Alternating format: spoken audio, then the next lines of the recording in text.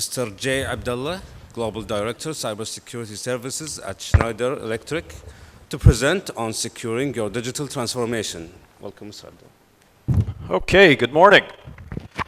So sorry, Peter, I'm not Canadian, but so it's not going to be 4 in a row today, or maybe 3 in a row. But our Global Director of Security Services is here from Canada, so maybe that counts for 3.5.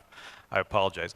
So good morning, everybody. It's an absolute pleasure to be here again. This is also my 4th kayaks event, definitely one of the best and brightest in the region. It's an absolute honor to be here alongside our customers, our partners, our collaborators. So thanks again for inviting me back to speak today. We're going to take a little bit of a break from pure cybersecurity discussions. Some of you may welcome that. And today we're going to talk about a really cool and interesting topic that we're focusing on very heavily, and we have been for the past several years, which is digital transformation. So let's kick this off just by going over some topics. We'll talk about digital transformation stories, what it actually is in case it's not necessarily clear. Then we'll talk about IoT, the trends of IoT, how this can actually impact us from a business perspective. You might even learn a couple of things here with respect to how to use IoT in your personal lives. If any of you have ever seen some of my presentations, I like to use a lot of examples. I like to give some historical references from my own experience, from experiences of my organization. So I'll try and keep that light as we continue to move on through today's presentation. Then we'll talk about a process on how to maximize the value of data. So what does that actually mean? Now that we have a bunch of data, what do we do with it? We want to maximize that value to give us a return. And then, of course, we'll talk about how to address cybersecurity challenges in that space. So there is a little bit of security, of course, mixed into this discussion. It's absolutely fundamental to understand that whenever we're talking about digital transformation or IoT, to recognize the fact that cybersecurity is a foundation partner. So we can't actually have one without the other. So a little bit about myself. My name is Jay Abdallah. I'm the Vice President of Cybersecurity Services at Schneider Electric. I have the pleasure of leading the Global Security Services organization. I'm joined here by many of our team members today. Mainly, we have the largest operation, of course, here in the Middle East and globally distributed.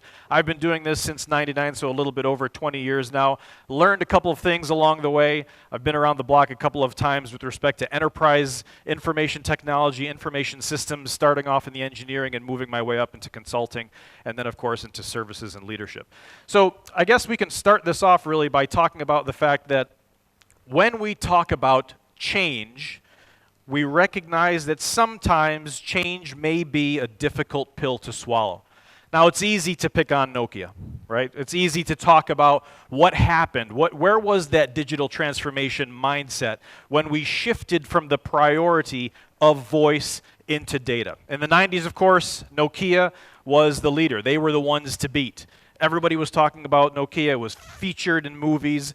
It was the best hardware platform. It was the most reliable hardware platform. But what we started seeing was a bit of a shift. It was a paradigm shift in this space. As we continued to merge from the prioritization of voice into data, we saw that that transformation wasn't necessarily as fast as it should have been. So many companies started focusing that shift into software as opposed to hardware, and the Nokia devices themselves kind of started to lose their lust. Where's Mr. Goodman? I know he probably still has a Nokia 8110, right? You're still waiting for Morpheus to call? I still have one. I love that thing. But as we continued to shift, we started seeing that prioritization become extremely important. Now, again, it's easy to pick on cell phone companies, mobile phone companies, because everybody in the room has one, right? We're all smartphones. Some of us have the unfortunate obligation of carrying more than one. So I'll give another example of this space, something that may not be as well known or as well talked about. So I've been a pilot for 15 years. I got my pilot's license in 2005. And when I got my license, I flew in a Piper aircraft. So Piper Aircraft Company has been around since the 1940s. At the time, basically between the 50s and the 70s, there were some major players in general aviation.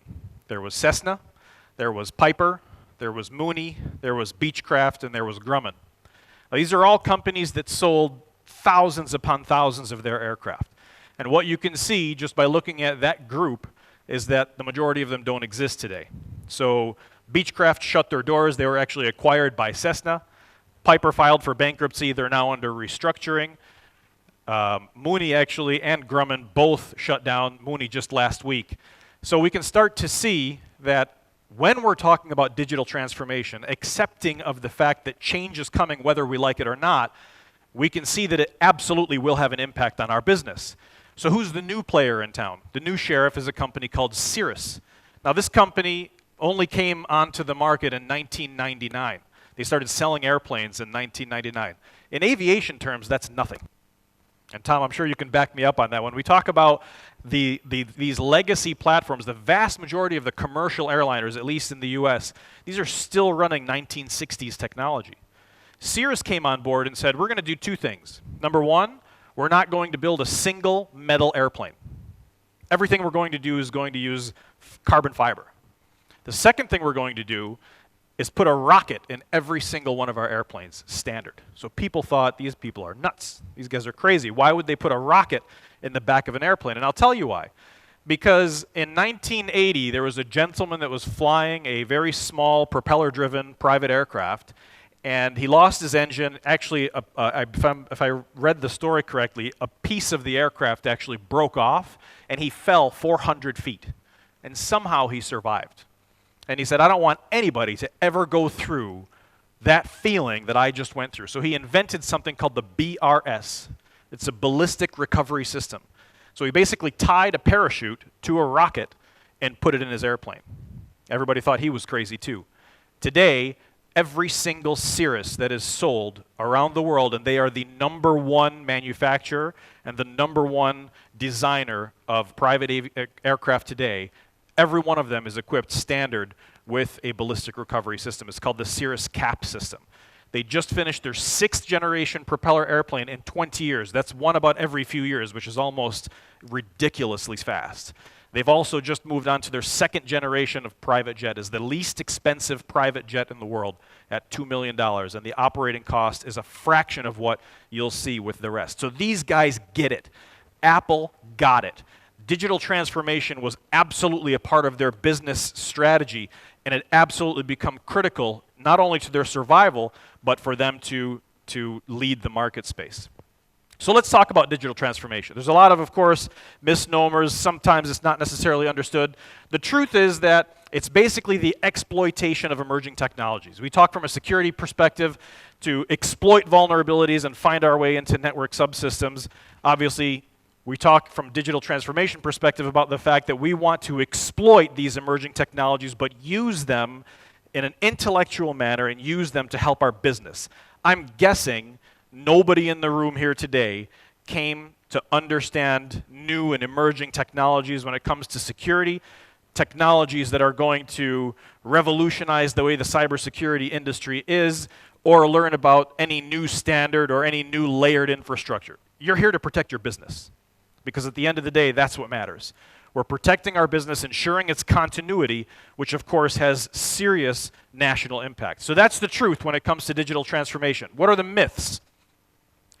I guarantee you, Cirrus and Apple are not concerned with losing people. As a matter of fact, if anything, they're hiring people like crazy.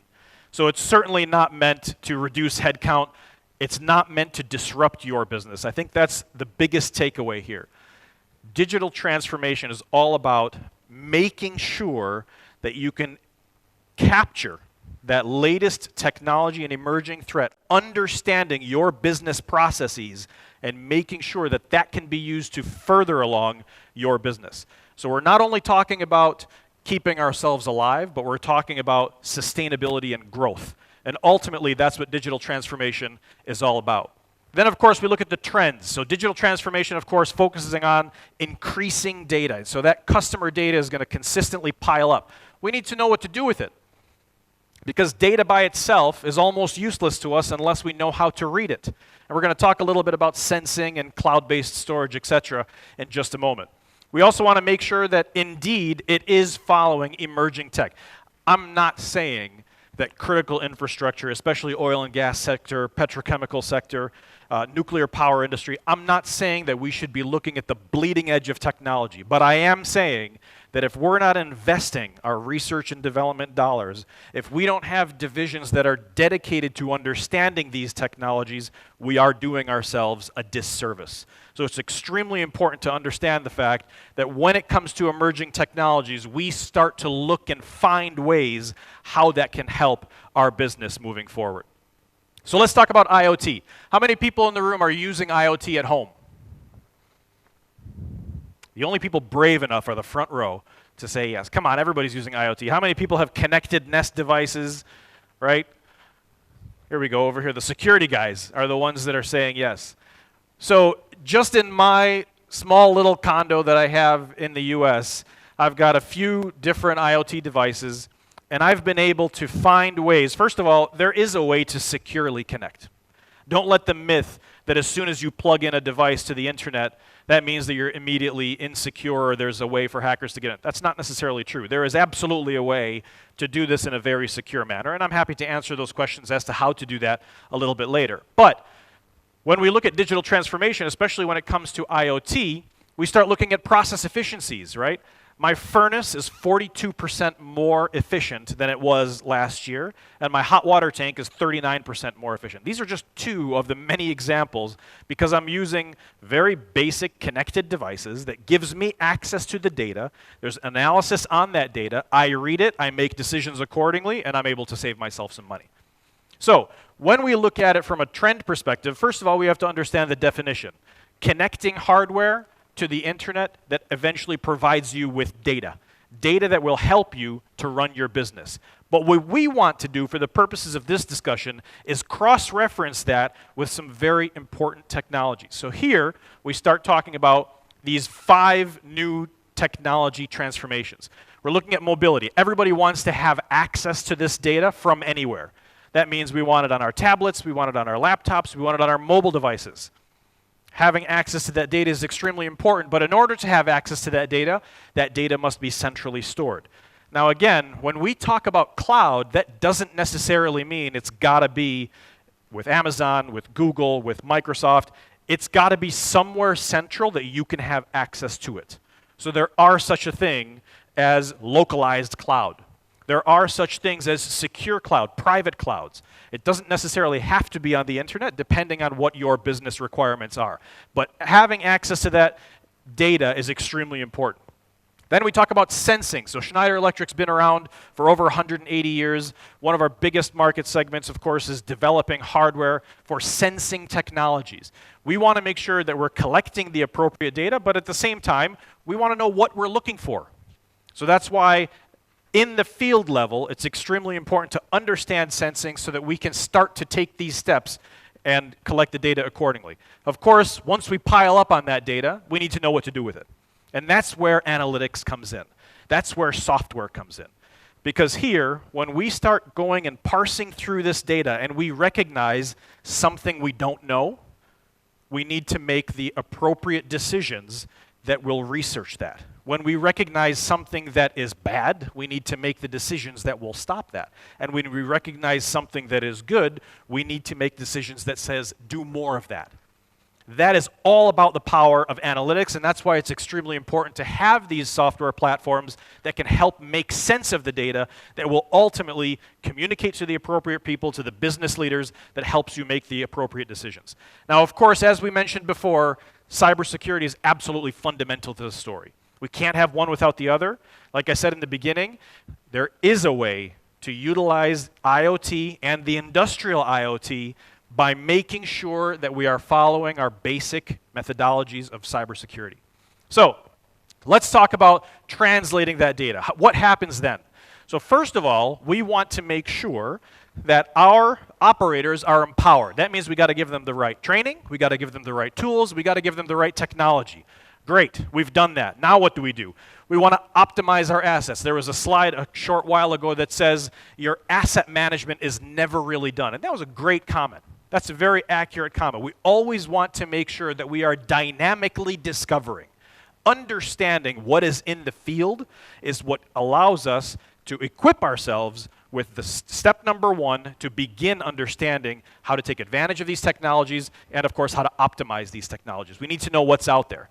And then, of course, eventually leads us into intellectual control. So we do this by connecting everything. Now, I'm not saying that we're going to connect our pencil sharpeners. If your business doesn't necessarily require to connect your pencil sharpeners to the internet, then by all means, don't do it.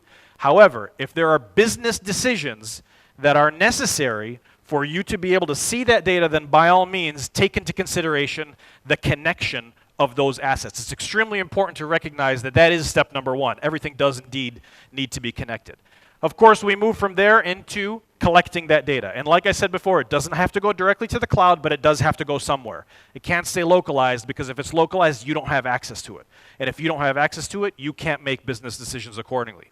Then we need to analyze that. So we need to convert this raw data into something meaningful, something that allows us to take the appropriate action, to close the loop. Like I said before, we need to know, do we understand this? Is it good? Is it bad? What do we do with it? And what's the next step? So you may be thinking, well, you know what? This sounds good on paper.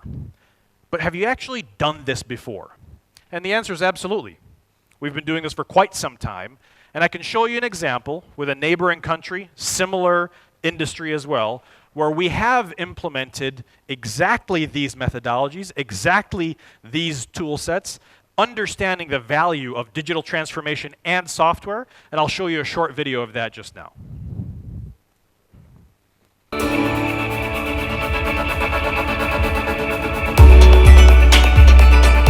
The Abu Dhabi National Oil Company is the state-owned oil company of Abu Dhabi and the principal catalyst for the Emirates' development. With 14 integrated organizations operating across the hydrocarbon value chain, ADNA is one of the world's leading energy producers.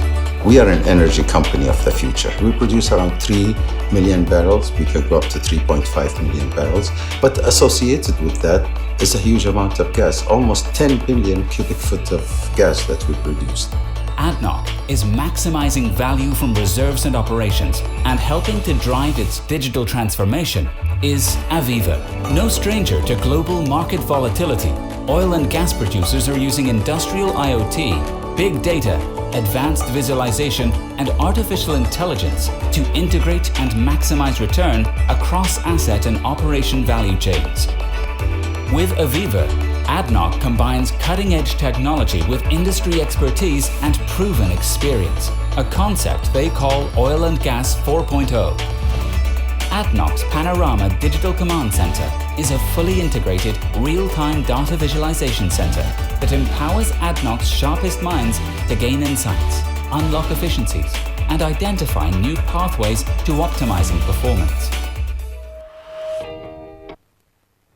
Okay, so we can see that certainly the capacity to understand data, to put it into a central repository, to begin taking advantage of that data, without a doubt can contribute to our operational efficiency. So let's talk about operational efficiency, and of course, with that, we're going to talk about IoT.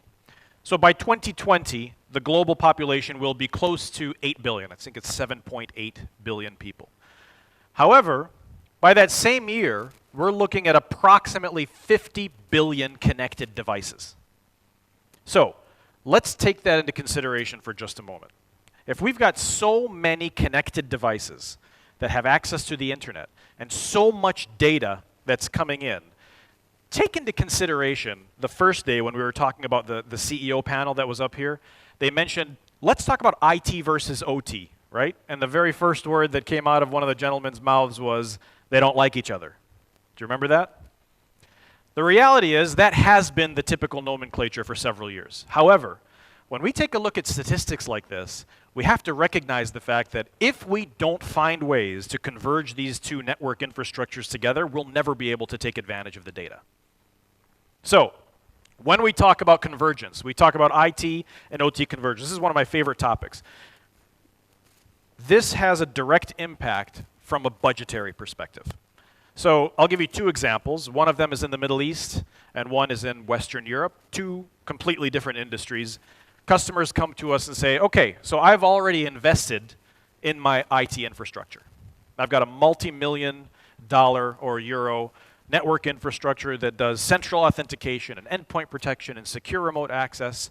We've got patch management and central backup and all these layer 1 and layer 2 intrusion and anomaly detection solutions, and that's great.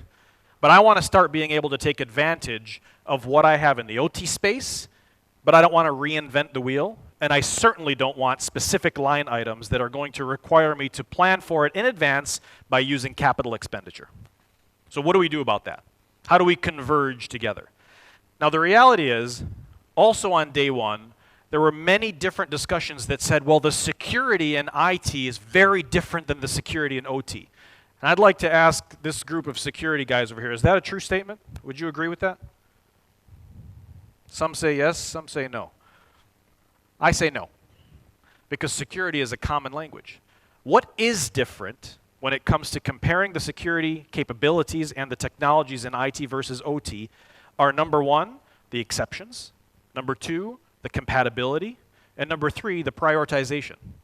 But at the end of the day, the technologies, the language, and the goals and objectives are absolutely identical.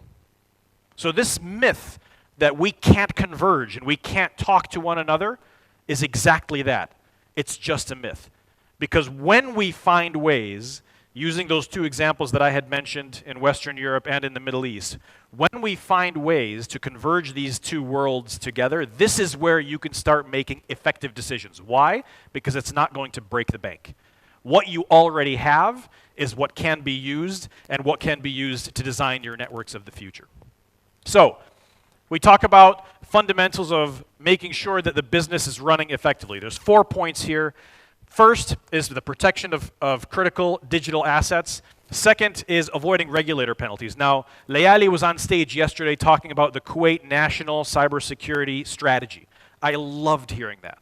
Although you may not necessarily have a standard in place yet, which is governed and specifically mandated for critical infrastructure, I promise you those days are coming. Because in the United States and all throughout Europe and in Australia, they were saying the same exact thing a couple of years ago. And now it's a very heavily regulated and a very heavily standardized critical infrastructure mandate. So with that being said, we have to start talking about making sure that we can avoid regulator penalties. Also, we want to make sure that we optimize our assets so that we can make appropriate operations decisions. And finally, we want to make sure that our business is protected. So when we talk about ransomware and all these different types of malware that's going on, what is the best way to recover fast and efficiently from ransomware? That's exactly right. We depend on our backup infrastructures. You don't want to pay, and you certainly don't want to spend the time and resources to try and decrypt. You must wait, and you must jump directly into the opportunity to tackle your backup infrastructures and ensure business continuity.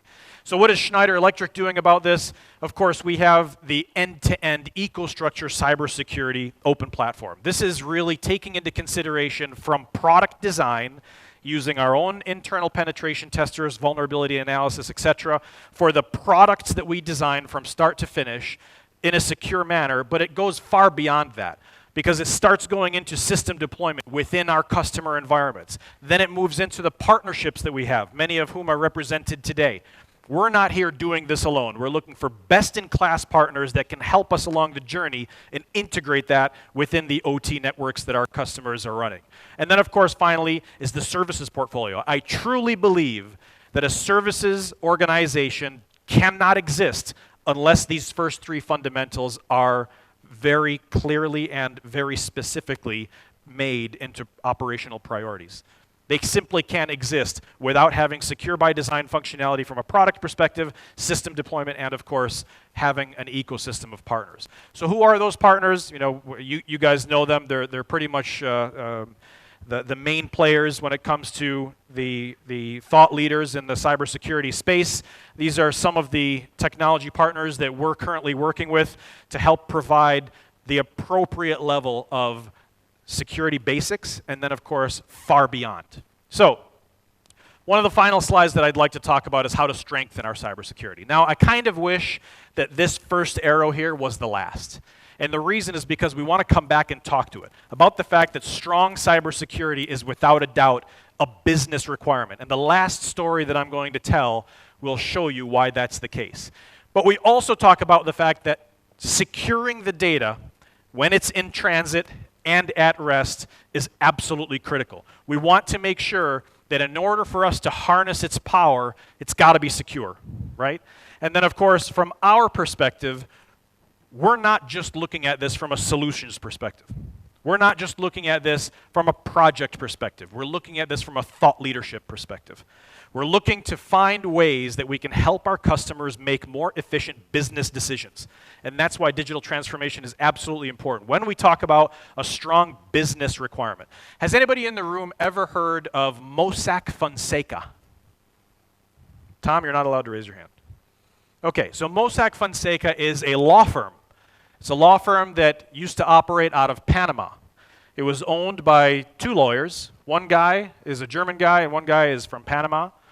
And this law firm basically had one objective: to help very wealthy people hide their assets. Now, in some cases, this is probably very legitimate for whatever reasons they want to do, but they were basically creating shell companies in Panama and distributed all around the world for very wealthy people to put their money and basically avoid taxes, hide them for any reason. And like I said, there's probably some legitimate reasons for why somebody would want to do that. But this particular situation came up because somebody that they never identified, somebody named John Doe, leaked documents to the public in 2016. Apparently they had just seen enough about all of these people around the world that were literally storing billions of dollars around the world and not having any accountability. Some of whom, by the way, were very large corporations. Some of the largest corporations in the world paid literally zero tax.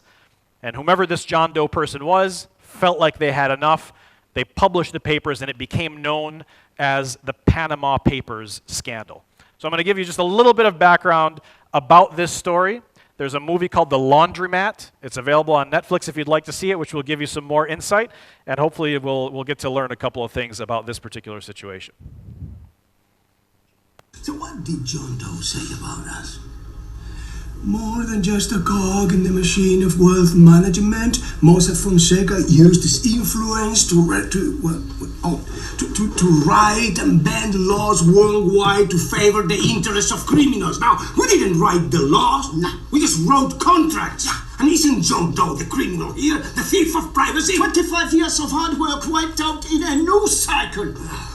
We will be closing our offices in Wyoming, Gibraltar, and Jersey.